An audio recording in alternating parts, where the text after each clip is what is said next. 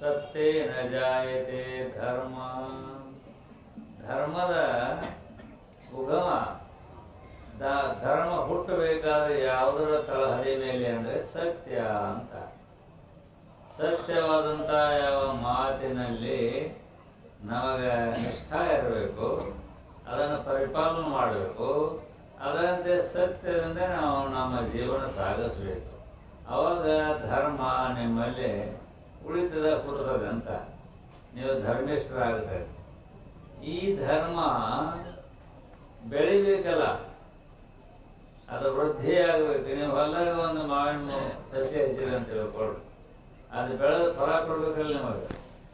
ಅದು ಬೆಳೆದು ಫಲ ಕೊಡ್ಬೇಕಾದ್ರೆ ಅದಕ್ಕೆ ನೀರು ಹಾಕಬೇಕು, ಗೊಬ್ಬರ ಹಾಕಬೇಕು, ಅದು ಹಾಳಾಗದಂಗೆ ದನಕರ ತಿನ್ನದಂಗೆ ರಕ್ಷಣೆ ಮಾಡಬೇಕು. ಅವಾಗ ದೊಡ್ಡದಾಗ್ತದೆ. ನೀವು ಅಪೇಕ್ಷೆ ಮಾಡಿರ್ತಲ್ಲ ಹಣ್ಣು ಕೊಡ್ತದೆ. ಆಗ ಧರ್ಮ ಅನ್ನುವುದನ್ನು ಬೆಳೆದಿಲ್ಲ ನಿಮ್ಮಲ್ಲಿ, ಅದು ದೊಡ್ಡದಾಗಬೇಕಾದ್ರೆ ಆ ಧರ್ಮ ನಮ್ಮಲ್ಲಿ ಬೆಳೆದು ನಾವು ಧರ್ಮಿಷ್ಠರಾಗಬೇಕು. ಧರ್ಮದಿಂದ ನಾವು ಕೊಡ್ಕೊಂಡಿರಬೇಕು. ಆ ಧರ್ಮ ಬೆಳೆದು ನಮಗೆ ಫಲ ಕೊಡಬೇಕಾದ್ರೆ ಏನು ಮಾಡಬೇಕು ಅಂದರೆ ದಯಾ ದಾನೇನ ವರ್ಧತೆ.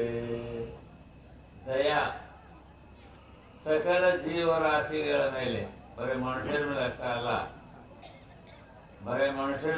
ಅಲ್ಲ, ಸಕಲ ಜೀವರಾಶಿಗಳ ಮೇಲೆ ನಿಮಗೆ ದಯಾ ಇರಬೇಕು, ಕರುಣಾ ಇರಬೇಕು. ಸಕಲ ಜೀವರಾಶಿಗಳ ಮೇಲೆ ಅಂತಾರೆ ಅವರು, ಬರೀ ಮನುಷ್ಯರ ಮೇಲೆ ಅಷ್ಟೇ ಅಲ್ಲ, ಮನುಷ್ಯರ ಮೇಲೆ ಅಷ್ಟೇ ಅಲ್ಲ, ಸಕಲ ಜೀವರಾಶಿಗಳ ಮೇಲೆ ದಯಾ ಇರಬೇಕು. ಏಕನಾಥ ದರ್ಶನ ಇರಲಿಲ್ಲ, ಅವರು ಏಕನಾಥ ಬಹಳ ಎಲ್ಲದರಲ್ಲೂ ಭಗವಂತನ ಕಾಣ್ತಿದ್ರು, ಅವರು ಪಾಂಡುರಂಗನ ಕಾಣ್ತಿದ್ರು. ಅವರು ಎಲ್ಲರೂ ಸುಣಿದೈವ ಸುಖಾಕೇತ ಪಂಡಿತ ಸಮದರ್ಶನ ಅಂತ ಇರಲ್ಲ. ನಾಯಿ ಆಗಲಿ, ನರಿ ಆಗಲಿ, ಮನುಷ್ಯರಾಗಲಿ, ಕಾಯಿ ಆಗಲಿ, ಹಂದಿ ಆಗಲಿ, ಎಲ್ಲ ಪ್ರಾಣಿಗಳಲ್ಲಿ ಭಗವಂತನೇ ಕಾಡ್ತಿದ್ರು.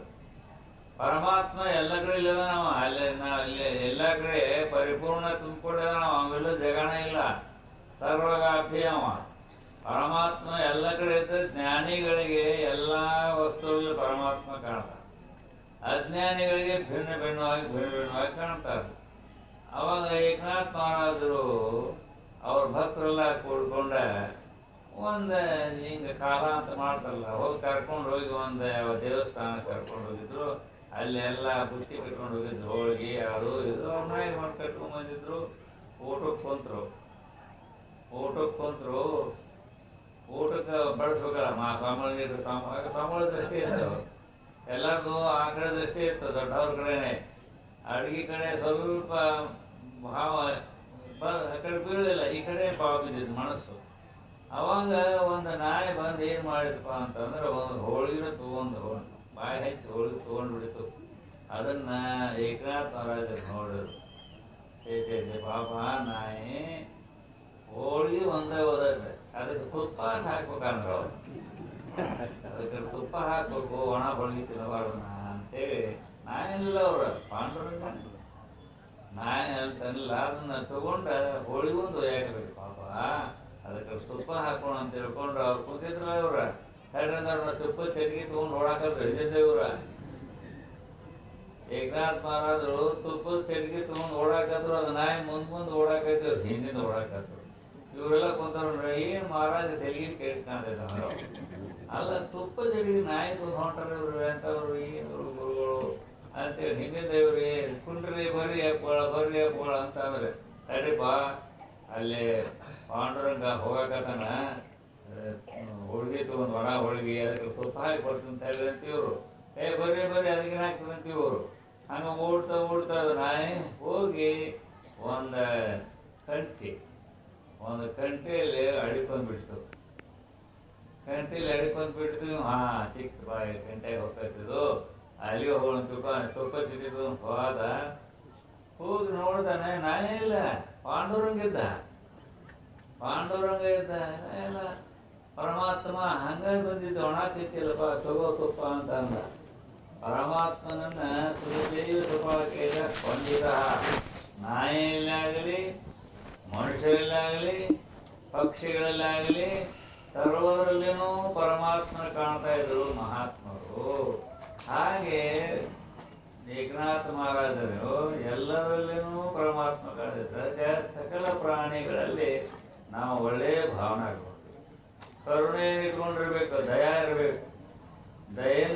ದಯವೇ ಧರ್ಮದ ಮೂಲವಯ ಅಂತ ಹೇಳಿದ ಬಸವಣ್ಣವರು. ಧರ್ಮಕ್ಕೆ ಮೂಲ ಏನು? ದಯಾ. ಸಕಲ ಪ್ರಾಣಿಗಳಲ್ಲಿ ಇರುವ ದಯಾನೇ ಅದು ಧರ್ಮ, ಮತ್ತೇನಲ್ಲ. ಕರುಣವಿರಲಿ ಜೀವಗಳು ಅಂತ ಇವ್ರು ಹೇಳ, ಬರೀ ಮನುಷ್ಯರಂತ ಹೇಳಿಲ್ಲ, ಕರುಣವಿರಲಿ ಜೀವಗಳು. ಎಲ್ಲ ಜೀವರಾಶಿಗಳ ಮೇಲೆ ನಿಮಗೆ ದಯಾ ಇರಬೇಕು, ಆ ಕರುಣ ಇರಬೇಕು. ಅದೇ ಆ ದಯಾ ಏನು ಮಾಡ್ತದೆ? ಅದು ದಯಾ ಧರ್ಮವಾಗಿ ಪರಿಣಾಮ. ದಯಾನೇ ಧರ್ಮ ರೂಪದಲ್ಲಿ ಪರಿವರ್ತನೆ ಹೊಂದ್ತದೆ. ಆ ಧರ್ಮ ನಮ್ಮಲ್ಲಿ ಯಾವಾಗ ಇರ್ಬೇಕ್ರಿ? ನಾವು ಧರ್ಮಿಷ್ಠರಾಗಬೇಕಲ್ಲ, ನಾವು ಪುಣ್ಯಶಾಲಿಗಳಾಗಬೇಕಲ್ಲ. ನಾವು ಎಲ್ಲರೂ ಪುಣ್ಯಶಾಲಿಗಳಾಗಬೇಕು, ಧರ್ಮಿಷ್ಠರಾಗಬೇಕು. ಹಾಗ ಲೋಕದಲ್ಲಿಯೂ ನಿಮ್ಮನ್ನು ಧರ್ಮಿಷ್ಠ, ಪುಣ್ಯಾತ್ಮ ಅಂಥೇಳಿ ನಿಮ್ಮನ್ನು ಕೊಂಡಾಡಬೇಕಾದ್ರೆ ನೀವು ಆ ಧರ್ಮವನ್ನು ಉಳಿಸ್ಕೊಳ್ಬೇಕಲ್ಲ. ಧರ್ಮ ನಮ್ಮ ಉಳಿಯಬೇಕಲ್ಲ. ನಮಗೆ ಎಂಥ ಕಠಿಣ ಪ್ರಸಂಗ ಬಂದರೂ ಕೂಡ ಸಹನ ಮಾಡಿಕೊಳ್ಬೇಕು. ಪ್ರಸಂಗ ಬರ್ತಿರ್ತಾವ, ಪ್ರಸಂಗಗಳು ಬಂದೇ ಇರ್ತಾವ. ಬಂದ ಸಮಯದಲ್ಲಿ ಯಾವ ಸಮಯವನ್ನು ನೋಡಿ ಶಾಂತವಾಗಿರಬೇಕು. ಶಾಂತವಾಗಿ ಇದ್ದರೆ ಧರ್ಮ ಮತ್ತಷ್ಟು ವೃದ್ಧಿ ಆಗ್ತದೆ. ಸಿಟ್ಟು ಬಂತಂದ್ರೆ ಧರ್ಮ ನಾಶ ಆಗ್ತದೆ. ಶಾಂತ ಏನು ಮಾಡ್ತಂದ್ರೆ ನಮಗೆ ಶಾಶ್ವತವಾದ ಸುಖ ಕೊಡಬೇಕು. ಶಾಶ್ವತವಾದ ಸುಖ ಕೊಡ್ರೆ ನಮ್ಮನ್ನು ಕೀರ್ತಿವಂತರಾಗಿ ಮಾಡ್ತದೆ. ಆದ್ದರಿಂದ ಕ್ಷಮ ಅನ್ನೋದು ಬಹಳ ದೊಡ್ಡ ಶ್ರೇಷ್ಠವಾದ ಗುಣ. ಶ್ರೇಷ್ಠವಾದ ಗುಣ ಎಲ್ಲ ಒಂದು ಕ್ಷಮ ಅನ್ನೋದು ಬಹಳ ಶ್ರೇಷ್ಠ. ಅಪರಾಧ ಯಾರಾದರೂ ಮಾಡ್ತಾರೆ, ಮಾಡೋದೇನು ದೊಡ್ಡ ಅಪರಾಧ ನಡೆದಿದೆ. ಅಪರಾಧ ಮಾಡಿದವನ್ನ ಕ್ಷಮ ಮಾಡೋದು ದೊಡ್ಡ ಗುಣ ಇದೆ. ಅಪರಾಧಗಳು ನಡೀತಾವೆ, ಘಟನೆ ಆಗೇ ಆಗುತ್ತಾವ. ಅಪರಾಧ ಬಂದ ಸಮಯದಲ್ಲಿ ಅದರ ಕ್ಷಮೆಯಿಂದ ನಾವು ಶಾಂತವಾಗಿ ಹೋಗುವುದು ಬಹಳ ದೊಡ್ಡ ಗುಣ.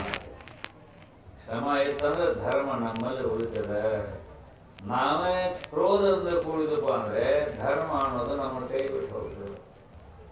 ನಾವು ಸಿಟ್ಟ ಮಾಡ್ತಾ ನಾವು ಹೋದಾದ್ರೆ ಧರ್ಮ ಅನ್ನೋದು ನಮ್ಮನ್ನು ಕೈ ಬಿಟ್ಟು ಹೋಗ್ತದೆ.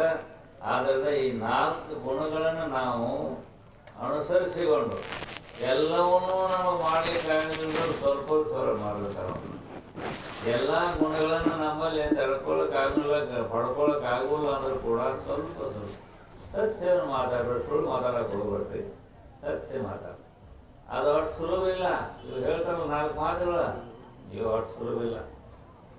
ಅಷ್ಟು ಸುಲಭ ಇಲ್ಲ. ಇವನ್ನ ಪರಿಪಾಲನೆ ಮಾಡಬೇಕಾದ್ರೆ ಭಾಳ ಧೈರ್ಯ ಬೇಕು, ಬಹಳ ಧೈರ್ಯ ಬೇಕು.